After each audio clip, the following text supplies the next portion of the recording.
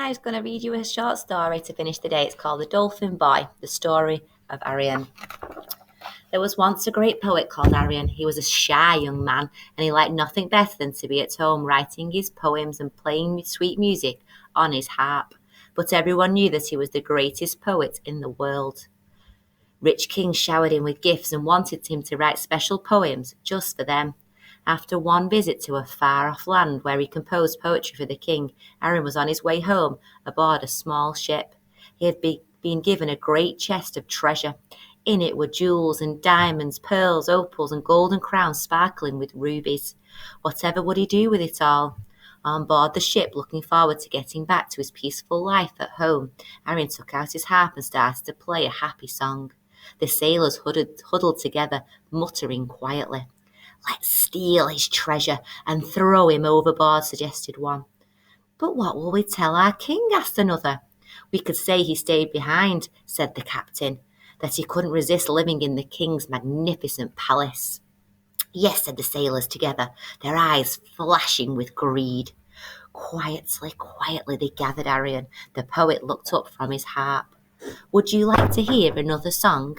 he asked innocently, when suddenly the captain whipped out his knife.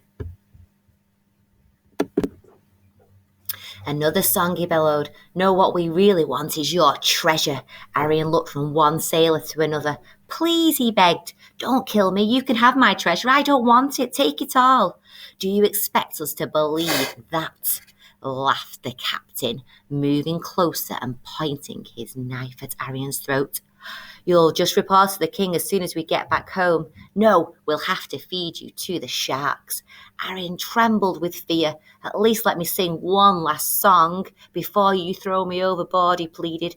"All right," agreed the captain, "but make it quick."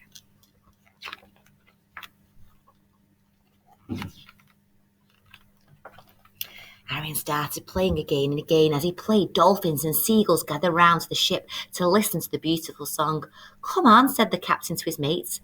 "Let's get this over and done with." He reached out and pushed him off the deck. "Ah, help!" cried Arion as he fell towards the crashing waves. He flayed with his arms, trying to stay afloat, but it was no use. He was far out to sea and he couldn't swim.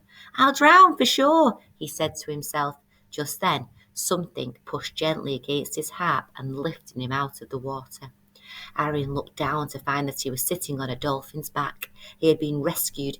Happily, he picked up his harp and began playing a cheerful song, never stopping until the dolphin had taken him across the sea all the way back home. "Arion," cried the king, "welcome home! But how did you get here? Where is your ship?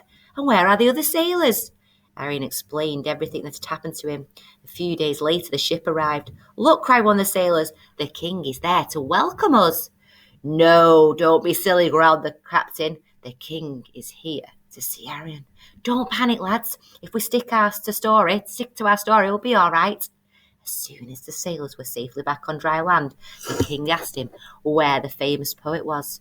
Would these sailors really lie to their king, he wondered. He decided to stay behind, said the captain. "When do you think he will return home?" asked the king, looking them straight in the eye. The sailors shrugged. "Who knows? Perhaps he will stay there forever." In the water behind the dolphin cloud, it sounded as though it was laughing.